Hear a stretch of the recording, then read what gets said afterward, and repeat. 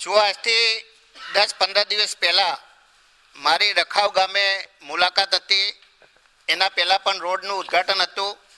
ગામના લોકોની મને ફરિયાદ મળેલી કે ગામની અંદર ખુલ્લેઆમ દેશી દારૂ વેચાય છે.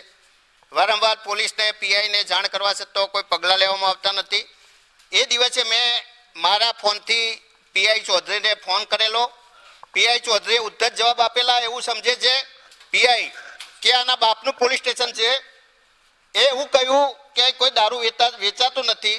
એના પછી મેં એસપીને પણ ફોન કરેલો અને એના પછી ફરીથી મેં 2 વાર ફોન કરેલા. છતાં પણ સરસ્વતી પીઆઈ મોટા હપ્તા લઈ સરસ્વતી પોલીસ સ્ટેશનના જે અધિકારીઓ હોય છે એ ગામ લોકોનું કહેવું છે કે મોટા હપ્તા લઈ અને દેશી દારૂનું વેચાણ કરતા હતા.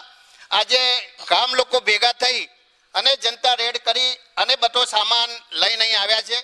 ગામના લોકોએ પીઆઈને ફોન કર્યો તો પીઆઈ એવો જવાબ આપ્યો કે મને ટાઈમ નથી, તમારે થાય કરી લો. અને ઉપરથી જે લોકો રેડ કરવા ગયેલા હતા એમના ઉપર ખોટી પોલીસ કેસ કરવાની ધમકીઓ આપેલ છે. વારંવાર રજૂઆત કરવા છતાં ધારાસભ્યની જો રજૂઆત ના છપાતા હોય તો આ પીઆઈને શું હવા હશે અથવા કેટલો હપ્તો મળતો હોય છે એની તપાસ કરવી જોઈએ. એના જે પણ જવાબદાર અધિકારી હોય એની સામે કાર્યવાહી થવી જોઈએ. સરપંચ થોનાજી હલાજી 20 વર્ષથી પણ હું સરપંચમાં છું. પણ હું જ્યારે સરપંચમાં આવ્યો હતો ત્યારે પણ આખું ગામ સાથ સહકાર મળે અને દારૂ બંધી કરાયેલી હતી. બંધ હતો, 15 વર્ષ બંધ રાખ્યો. આજે પણ એ લોકોને ક્યાંથી સપોર્ટ મળ્યો છે તે પણ દારૂ ગાળવાનું ચાલુ કર્યું છે. ગામનું કોઈ માનતા નતા.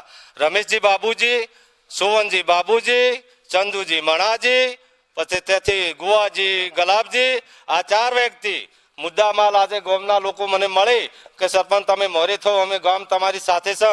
ગામમાં ઘણી બહેરીને ખાવા નથી મળતું. એમના ઘણા નાના છોકરાઓ પણ મરી જશે. 2 વર્ષમાં તો ઘણું નુકસાન ગામમાં થઈ ગયું છે. 2 વર્ષમાં આજે અમે આખા ગામ સાથે મળી અને જનતા રેડ કરી પણ અમને બહુ ગાળો બોલી છે. બહુ લોકો અમે સહન શક્તિ કરી અને તેમનો મુદ્દા માલ લઈ અને એ પોલીસ થાણે આવ્યા છે. આજે અમારી માંગ છે અમારા ગામમાં દારૂનું વેચાણ કોઈ દિવસ થવું જ ના જોઈએ. વર્ષો વીતી જાય પણ દારૂ ગામમાં વેચાણ ન થવું જોઈએ. પોલીસનો સાથ સહકાર જોવે છે પણ અમને સાથ સહકાર મળતો નથી. આવીઓના પહેલા 2-3 મહિના પહેલા 50 જણાની સહીઓ કરી અરજી આપેલી છે. મારી જોડે પણ અરજી હાલે પડી છે. પોલીસ સાંભળતી નથી. એવું તો પછી